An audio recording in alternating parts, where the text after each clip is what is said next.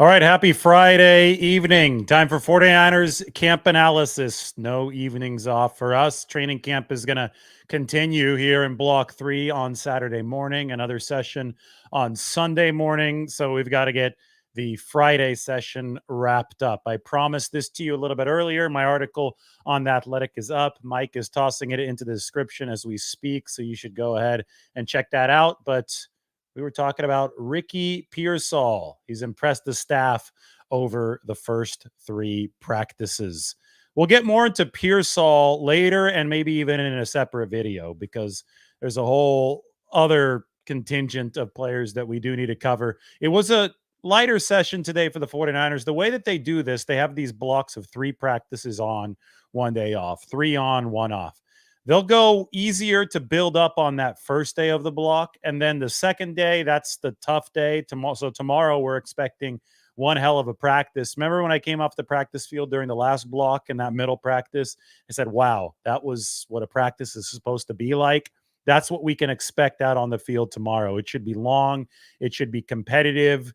The 49ers hope that it's back and forth, just like the last middle practice was. And then they ease off a little bit and they go medium load heading into the off day. The off day for the players is going to be on Monday. There will literally be no days off for us this time because I've got to head back in on Monday. The assistant coaches, including Chris Kacerek, Brandon Staley, all those guys are going to be available on Monday before Tuesday, Wednesday, Thursday, block 4, and the flight to Nashville on Friday for the 49ers. I think I'm doing the red eye on Thursday night. By the way, meet up in Nashville on the Saturday before the game. It's happening at the bar of the Omni Hotel, 5 o'clock.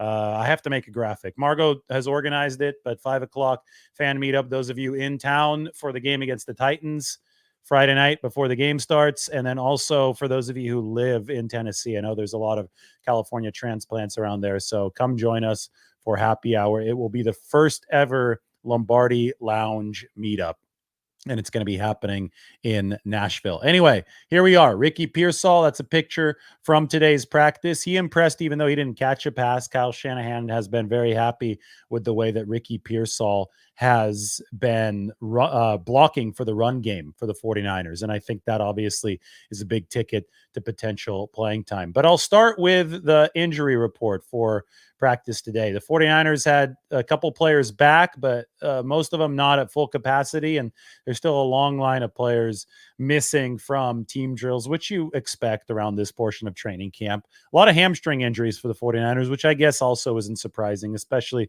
for some of the rookies who are learning to deliver and perform at the NFL level. And the hamstring is often one of the more vulnerable muscles when it comes to the adjustment from college. But not practicing today. Obviously, you have Trent Williams holding out and Brandon Aiyuk holding in. Did not see Brandon Aiyuk on the practice field today.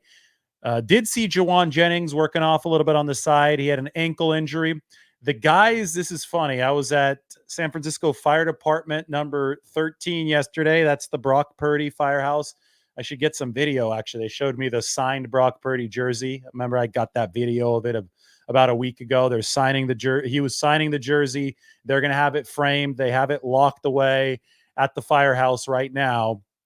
Once it gets framed, it's going to be featured fittingly in San Francisco Fire Department number 13. So I've got the hat on now. Have to support those guys. They're over by the Transamerica Pyramid. Anyway, they were telling me when I rolled through the firehouse last night after I did a show and went to the gym, they said, hey, we just got back from a call on Union Square and we just saw Juwan Jennings. So Juwan was out in the city. And so I texted Juwan.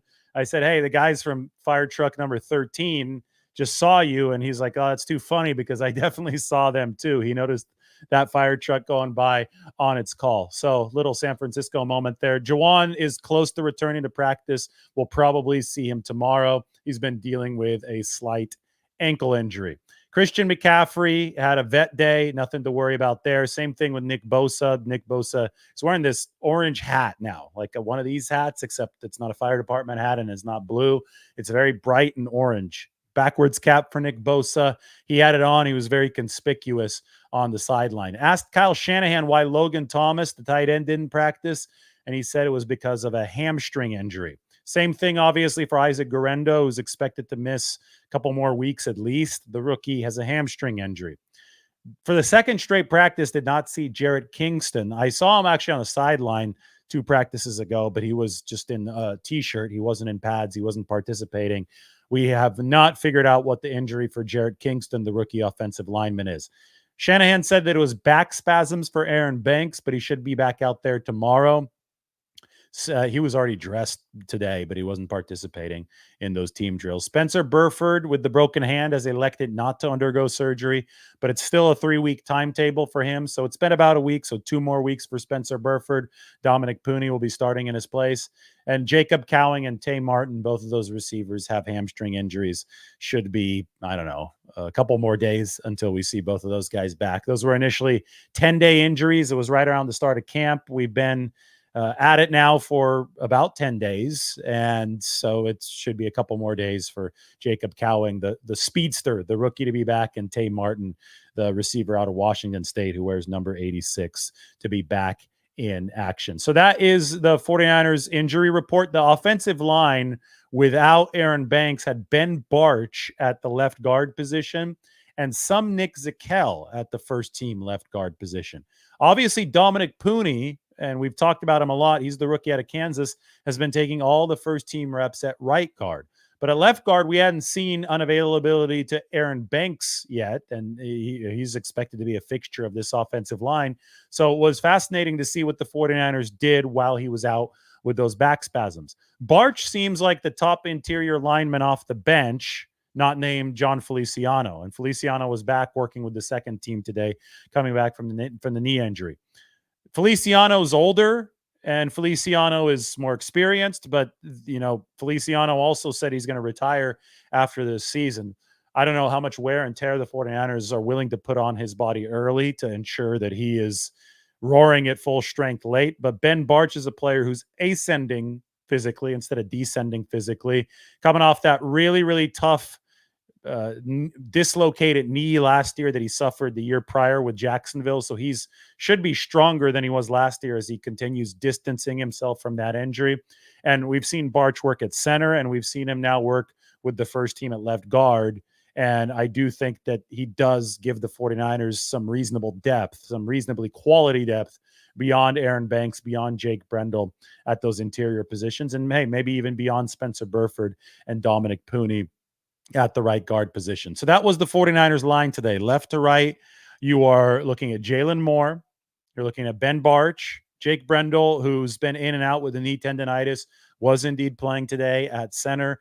The right guard was not Spencer Burford, but Dominic Pooney, as Burford is out, and Pooney is striving to earn a starting spot at that right guard position, just like Burford did 2 seasons ago, and then Colton McKivitz at right tackle. Brad Graham, who runs the SF Niners, shout out to Brad. He has thought that the tackles have not been as bad without pads on. Brad is a former offensive lineman, so you got to give him some credit for that. I did see today Leonard Floyd win clean against Colton McKivitz early on, and that was right near the play that Brock Purdy hit George Kittle for about a 40-yard gain. I tend to think that, yes, the tackles might have improved marginally with the pads on because you can protect yourself, but it's tough against speed rushes no matter what. And we know that Leonard Floyd is talking about him a lot on the live last night. He's more of a speed rusher. He's a lankier guy. He's built like a receiver. He could run the hoop. He could bend around those tackles. Well, putting pads on doesn't really help those offensive tackles in those situations. And I did see Floyd win clean around Colton McKivitz today. Brad thinks that the tackles have been a little bit better. It's hard to tell without the bird's eye view. He's up there in the stands. He's looking down, and he thinks they've been better, but I think I still see pressure. It might not be coming exclusively from the edges around the tackles, and Nick Bosa also wasn't participating today. That's an important asterisk. But that interior is still getting pushed around a little bit. And I think Pooney's actually held up fairly well. But it's Jake Brendel and whatever the 49ers are doing at left guard. So whether that be Aaron Banks, I talked about Javon Hargrave on the day that Brock Purdy threw all those interceptions, beating Aaron Banks or Ben Barch, who obviously needs to get some more playing time with the first team and establish himself. Regardless of who's been in there, that interior, I think, has been a little bit leaky for the 49ers, and it has forced Brock Purdy to do a lot of his success and complete a lot of his passes downfield on the move. I think he's had to create with his legs. I think he's had to create with his movement ability within the pocket, which just underscores the importance of the 49ers, A, getting Trent Williams back, and B, stabilizing the interior of that line. We'll see what they do at all of those positions. I mean, right guard is obviously a position that's in limbo right now, with the rookie Dominic Pooney being a potential option for the 49ers there. Center is a position where, yeah, they have their guy in Jake Brendel, but their guy in Jake Brendel is also dealing with that knee tendonitis that is forcing him to be on a pitch count during this training camp, and Aaron Banks has been dealing with those back spasms. So you've got to settle that interior line as much as possible in front of Brock Purdy. I will say that the 49ers saw some rushing success early on, to the point where somebody who's really knowledgeable about defensive line play, I was talking to him just really briefly on the sideline today, and he's like, yeah, that defensive line is not looking too good early on. Again, no Bosa, and some of this was also second team work because they're rotating in first team and second team. But the 49ers offensive line was definitely winning in the run game earlier in practice today. So, and that was without Christian McCaffrey. To me, it is notable that when you run the first team offense without McCaffrey, it's not just Elijah Mitchell. It's also Jordan Mason coming a couple plays later. So you have Jordan Mason as a 2B and Elijah Mitchell as a 2A. This is something that we discussed earlier in camp when Mason was establishing himself as an improved receiver. I think he's also shown that he's improved pass protector. And if he can play, equal snaps as Elijah Mitchell, that's a win for the 49ers. It takes pressure off of Mitchell, and it takes potential pressure off of Christian McCaffrey. In the past, the 49ers really hadn't viewed Jordan Mason as a 3-down back. They saw him as a bit of a liability in pass protection, and I don't think that his hands were quite as good as Elijah Mitchell's, and definitely not as good as Christian McCaffrey's. But hard work pays off, and I do think that Mason is moving up in that pecking order.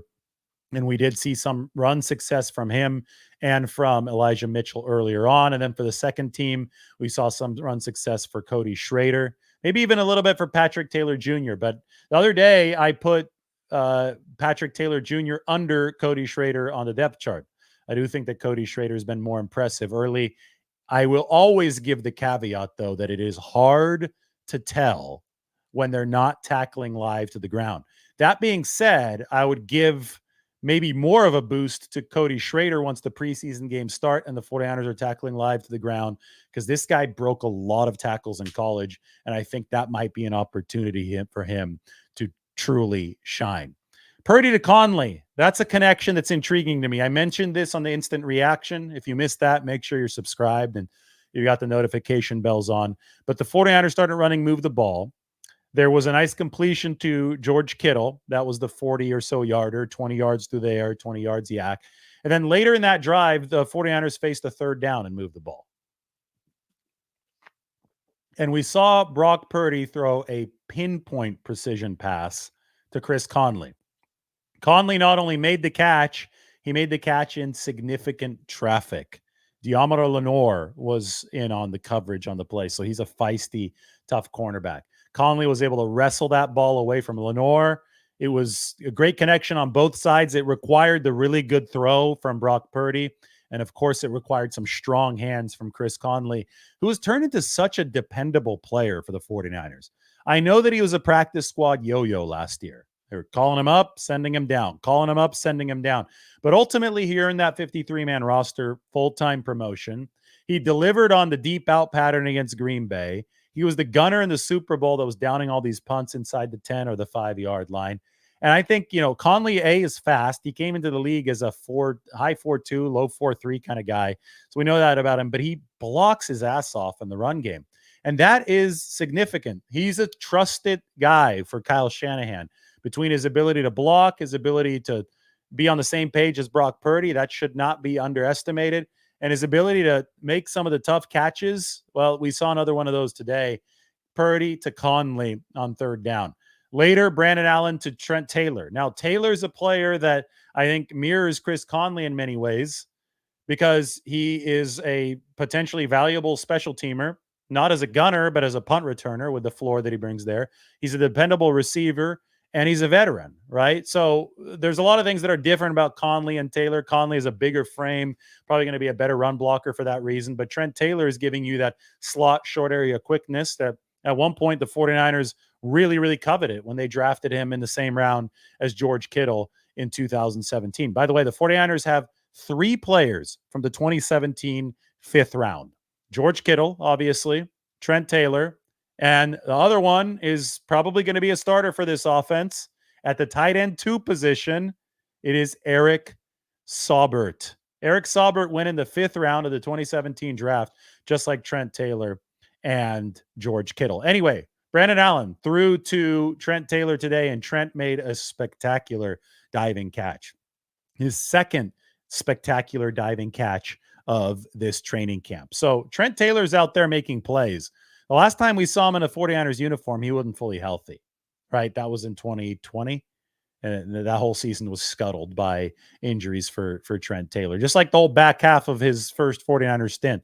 But back in 2017, Trent Taylor was an ascending player when he was healthy for the 49ers as a rookie.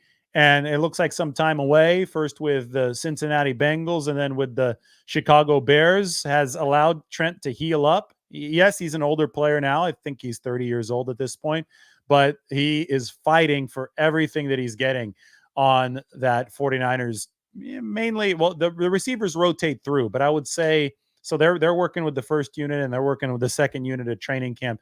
But I would say if the roster were projected right now, Trent Taylor would be either the 6th and final receiver on it, or he'd be the first guy on the practice squad.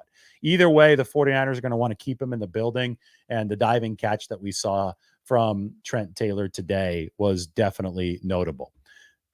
I was talking about Jordan Mason and being complimentary earlier, but there was a gaffe today, and it was one of the biggest plays defensively for the 49ers.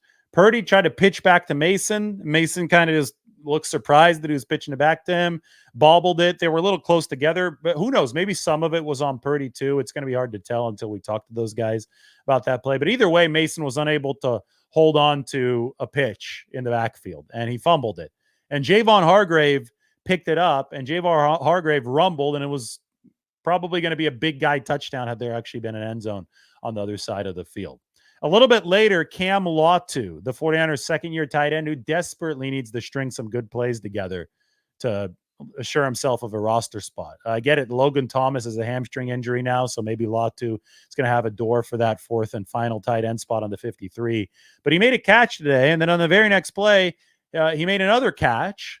But as soon as he made that other catch, the 7th-round pick out of Florida State, the linebacker Tatum Bethune, came over and just tomahawked the ball out of Cam Latu's hands. And then you saw the fumble recovered by Chase Lucas and returned for a touchdown. That was right at the end of practice. So Latu had this big drop problem last year. It seems that he's fixed some of the drop problem. He's caught some passes. The drop rate is certainly much lower in this training camp. But the last thing you want to do is catch one and then have it stripped, fumble it away, and taken to the house for a touchdown. So that was a big gaffe from Jordan Mason on his botched pitch or botched reception of the pitch. And then you had Cam Latu botch his catch when it was stripped right after the reception, and it was returned for a touchdown by the 49ers defense. Speaking of that defense, Jalen Graham and D. Winters. Jalen Graham had a massive, massive hit today against Mason Pline. That was impressive. I mean, he's laid the wood here in a few practices. So Jalen Graham was a 7th-round pick last season out of Purdue, is doing a lot of good things for the 49ers. But D. Winters might be doing even better things for the 49ers. And while I was out on my little jog here in San Francisco, I recorded the D. Winters video that includes a nice highlight. Why don't you check it out? Because this is the flavor of the moment right now at 49ers training camp. 49ers made it here from my golden hour jog up to the top of Liberty Hill. I hope you saw this video of second-year 49ers linebacker D. Winters covering Christian McCaffrey at practice. Patient. Yeah, they winners! Yeah, they winners! Yeah, they winners! Yeah, they winners! Maybe I should have put Alcatraz instead of Sutro Tower in the background of my video, since that was lockdown coverage from D. Winters on Christian McCaffrey. Remember back in OTAs, Fred Warner said that D. Winters was having the most impressive spring out of any 49ers player. I thought that was an extremely significant comment. And with that clip, I mean, Christian McCaffrey is the quickest running back in the league when it comes to running pass patterns. Linebackers can typically not cover him. Remember that D. Winters was recruited to TCU, where he played his college ball as a safety and wide receiver as well. Then he switched to linebacker. So this continues the 49ers tradition under Kyle Shanahan and John Lynch of employing linebackers who have DB backgrounds, who can really move for the position, who can really cover for the position. Because guess what? Christian McCaffrey, he's the future of that running back position. And the future is happening now. A lot of guys are trying to emulate Christian McCaffrey. Obviously, it's not an easy thing to do because he's going to be a Hall of Fame player. But the ability to run pass patterns out of the backfield, and also the ability to be a receiver as a tight end, that's something that's becoming increasingly common around the NFL. So you've got to have the linebackers to cover it. And D. Winters was able to do that. Speaking of winter, without the S at the end, look at this fog flowing like a river over Twin Peaks. Mark Twain may or may not have once said that the coldest winter he ever spent was a summer in San Francisco. And this is why. The Pacific Ocean, the largest air conditioner in the world. Just in time to talk about D. Winters is locking down Christian McCaffrey at practice. We'll see if D can grab that third linebacker spot for the 49ers. At the very least, I think he's on good track to do that instead of somebody like Demetrius Flanagan-Foles or Curtis Robinson. And then the upside part of this is, can D. Winters then take the second linebacker spot while Dre Greenlaw is out? That'd be a big boost for San Francisco. Devondre Campbell is the stopgap veteran that they have at that spot right now. But if D. Winters can force his way onto the field as linebacker 2 behind Fred Warner, the 49ers have scored a major, major win this offseason. There you go. D. Winters. Oh, look, I just changed hats. Same shirt, changed hats. We're all good. Go from the white hat to the blue hat. But D. Winters impressing. That was in the mic'd up video that the 49ers released. Fred Warner was obviously already hyping D. Winters up a couple months ago at the end of OTAs when he said that about D. Said that he had the best OTA session of any 49ers player. So what I said there, I think really, really applies, because that linebacker position is looking like it's dripping with potential at this point. And this is where player development comes in. You know, you had to wait an entire season with D. Winters and Jalen Graham at the back of the roster. I know D started playing in the Super Bowl. Jalen didn't play much at all last year, but you had to wait an entire season for these guys to really come along. There were lower draft picks, 6th and 7th round draft picks, respectively. But now it's starting to pay off, and those guys have really been flashing over the past few practices. We saw Debo and Juszczyk as the 49ers A-team kick return guys. They were practicing the kick return on Friday. And we saw Elijah Mitchell and Jordan Mason as the 2 deep guys on the 49ers second rotation. So we'll see what the 49ers have up their sleeves. I've long predicted that Deebo Samuel would be back there for them. It seems like the new kickoff return rules were built for him as a player with a lot of speed and a lot of ability to be physical with that speed. And Kyle Juszczyk, well, if it's like a running play, which we speculated that it's going to be like, and we saw the first iteration of it in the Hall of Fame game. If it's like a running play, you're going to need a lead blocker. And Kyle Juszczyk is one of the best lead blockers in the entire National Football League. All right, that is 49ers camp analysis. We're going to move to 49ers Q&A right now.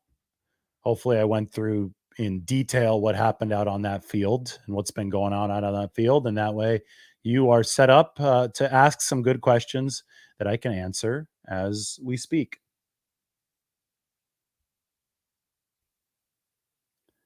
Well, here's the question. Can D. Winters take over the second linebacker spot? I think that I answered it as well as I could have in the little pre-made clip there with the fog, the winter in San Francisco.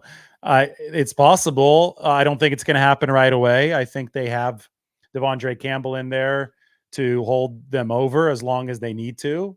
You know, you can flash like D. Winters did in that one-on-one rep against Christian McCaffrey, but flashing is upside And you've also got, on top of raising the ceiling and seeing how high the ceiling is and appreciating that, you've also got to make sure the floor is sufficiently high. You can't have guys blowing coverages. Do you remember Isaiah Simmons when he was a rookie out of Clemson for the Arizona Cardinals? It's a season opener in 2020, empty stadium. 49ers actually lost the game, but they scored first. And it was Raheem Mostert coming out of the backfield on a little angle route against Isaiah Simmons. It turned into like a 75-yard touchdown. And what happened on the play is the 49ers just completely abused the rookie. They knew that they could flip him around like a swivel. They put him on a swivel in coverage. It was the NFL. Raheem Mostert was really fast. Anytime that you put a new player out on the field in the NFL, the opposing offense is going to look at him and they're going to try to target him. And you got to make sure that he is not going to falter in a big way and give up a massive chunk play or a chunk touchdown when he is targeted in such a way. Not saying that D. Winters is particularly liable to that, but I think every single rookie is somebody that's going to have to pass several tests of trust with his coaching staff to be able to get into that position. Whereas a veteran who has seen things before, who's much less susceptible to big plays, even if he might be a step or two slower, that's the guy that's favored to start on a championship caliber team, at least to begin the season. And that is Devondre Campbell.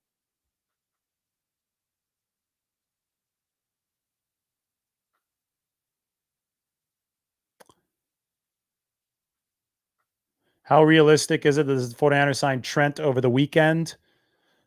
I don't have any information right now as to how those negotiations are progressing. I can only tell you, and I'm very proud of only reporting what I know instead of many people on the internet who are reporting things that they didn't know and straight up lying to the audience over the course of the past 2 days regarding Brandon Aiyuk. But as far as what I see with Trent Williams is I can analyze the contract from the outside, and I can tell you that Tristan Wirfs has the record deal now, and I would think that the parameters for Trent Williams are set.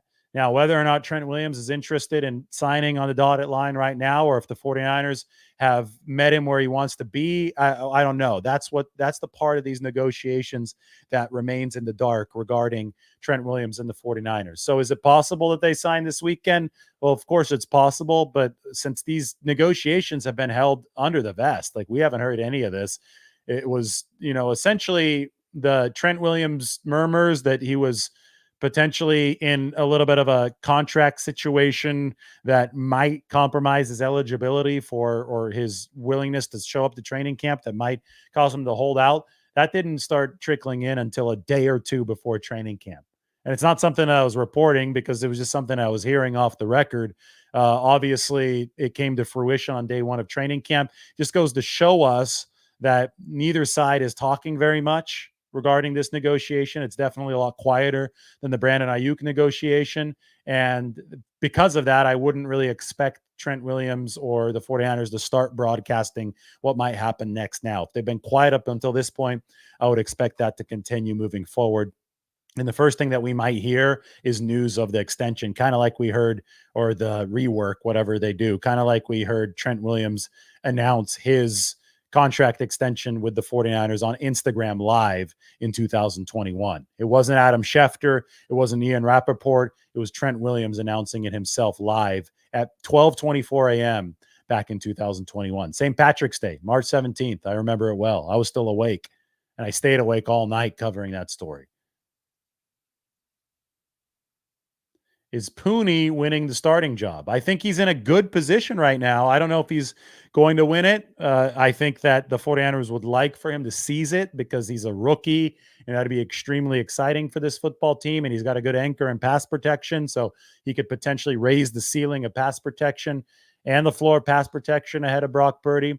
But Spencer Burford will still have a say. He should be back with some time left before the roster cut down and before the start of the regular season. So let's buckle up and be ready for whatever might happen along that offensive line. Is Elijah Mitchell full go for the season? Yes, sir. Elijah Mitchell is full go as of now for the season. You got to knock on wood. I know Elijah's dealt with a lot of injury issues, and a lot of those probably go back to when he put his body on the line and fought through 5 or 6 injuries in 2021. So the people talking crap about Elijah Mitchell don't understand what these players go through and what they put on the line for the entertainment of the fans. But Elijah fought through a lot in 2021 when the 49ers were very short at running back. And I think a lot of those issues might have carried over a little bit into future years. And I think that's, to blame sometimes for Elijah Mitchell having to deal with so many injuries over the course of his career. But this is a tough guy who looks fully healthy now. And that's a great thing for the 49ers.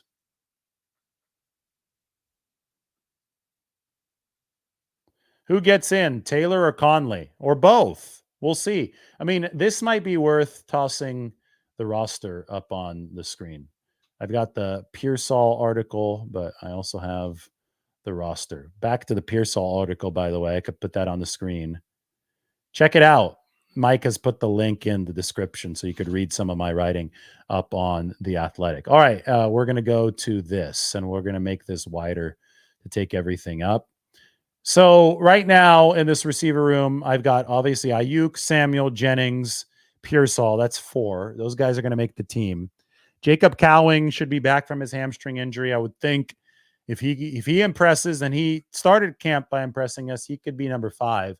So if you take 6 receivers, who's 6? Is it Conley or is it Taylor? Because I think that both of those 2 guys have impressed more than Danny Gray and Ronnie Bell, who are next on the potential list for the 49ers. Now, you can also take 7. In fact, the year where the 49ers took both Jalen Hurd and Jawan Jennings, they carried 7 receivers on the initial 53-man roster. So maybe that's how they solve it. Or they go 1 on the 53 and 1 on the practice squad between Taylor and Conley. Mike asks, how's the quarterback 2 battle? Well, Josh Dobbs has started throwing the ball a lot better, and I think he's got some physical upside over Brandon Allen, but I will say that Brandon Allen is also impressed. Brandon Allen went 8 of 8 today. He had the one throw that was the diving catch by Trent Taylor. So that battle, to me, it's tough to differentiate because Allen's got the experience. Dobbs has got a little bit more upside and athleticism, and we know that he's a really smart guy as well. And the guy is studying to be a pilot right now, and he's a rocket scientist, quite literally, based on his studies in college. So more to be determined in that QB2 battle for the 49ers. No, Tariq Owens is not going to make the 53, but he might make the practice squad. He's been a guy that's been fighting for the practice squad throughout. He's way, way too raw for the 53-man roster. So I've got him down here at the very bottom of the 90-man, but I think that he could work his way up into this column. This column right here is going to become, oops, I do not want to do that. This column right here is going to become the practice squad. So I think that Tariq Owens could be one of the 16 there as he started to flash, but he still has more to do. And there's still a lot of time. There's still almost a month ahead of the cut down.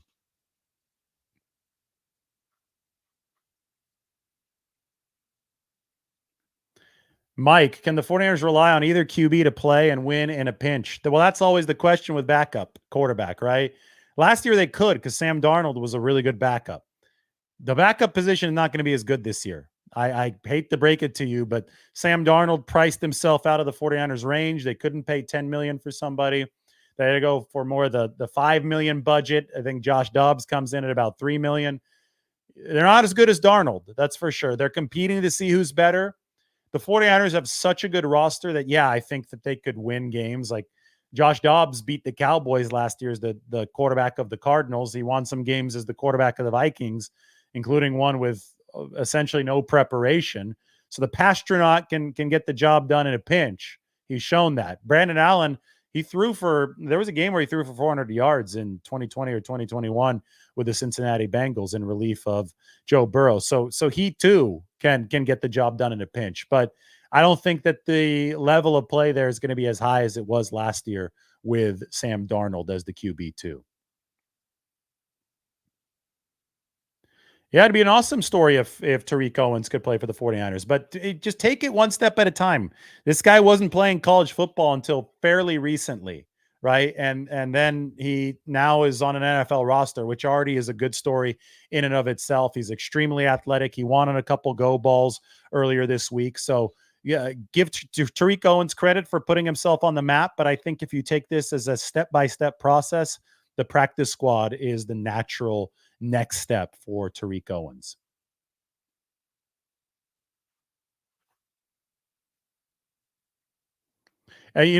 Somebody's talking about the dual threat that Dobbs can bring to the table.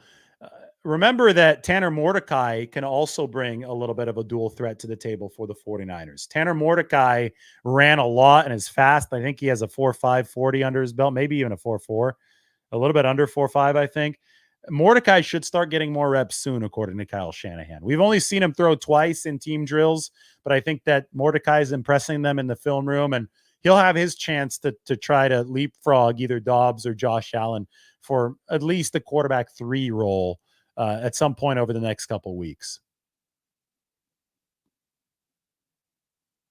Do I agree that Dobbs has some talent? Of course, I agree that he has some talent. He's made some really nice deep out throws over the course of this camp. We saw him run the ball a lot last year.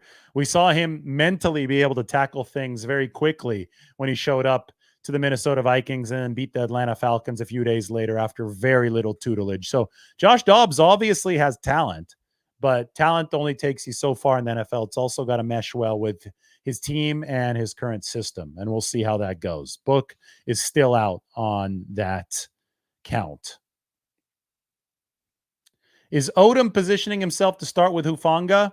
Well, Jair Brown is playing really good football too. So it's between then Hufanga's got to come back and he's got to prove that he's ready to go. So as of right now, it's Jair and Odom. Those are your top 2 safeties that are available as we're talking right now. And we'll see if Hufanga's ready to go from day 1 and if he can be ready for week 1. And if that's the case, then you decide between Jair Brown and George Odom for that second safety spot.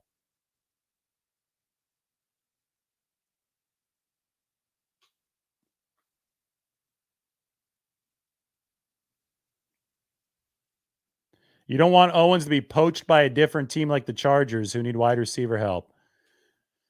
Well, so who are you going to cut from the 53 to, who's not going to make it? Would you rather just take Owens and take a roster spot instead of Conley or Trent Taylor? I mean, at a certain level, you've got to run this as a meritocracy. And if Chris Conley and Trent Taylor are better now and have done more than Tariq Owens, you've got to take him on the 53. Otherwise, those are the kind of things that start losing a locker room. Guys have to earn their spots in the league. So Tariq Owens is still a very raw player. He still drops a lot of passes. And although he flashes and has got some potential and he runs a lot like his dad, you've got to remember that the fact that he's a raw player will also make it difficult to justify another team poaching him for their 53-man roster. Because if you cut him, then you have to, if you're another team, you have to sign him to your 53, right? You can't sign him to your practice squad. So you can until all other teams have passed over the opportunity to sign to the 53, but it's not as simple to poach a guy, which is why I think that Tariq Owens is most likely headed for the 49ers practice squad. All right, 38 minutes. I think we've hit the sweet spot. Hopefully everybody enjoyed the show. This has been 49ers Camp Intel, your most in-depth look into a training camp session so far. Again, 38 minutes. That's not short. And we squeezed in a video about D Winters into there. So like this, subscribe. We're trying to hit 75K, 75,000 as quickly as possible. So if you're watching and you haven't hit that button yet, help support the cause. We really, really appreciate it. Everybody, we'll talk soon.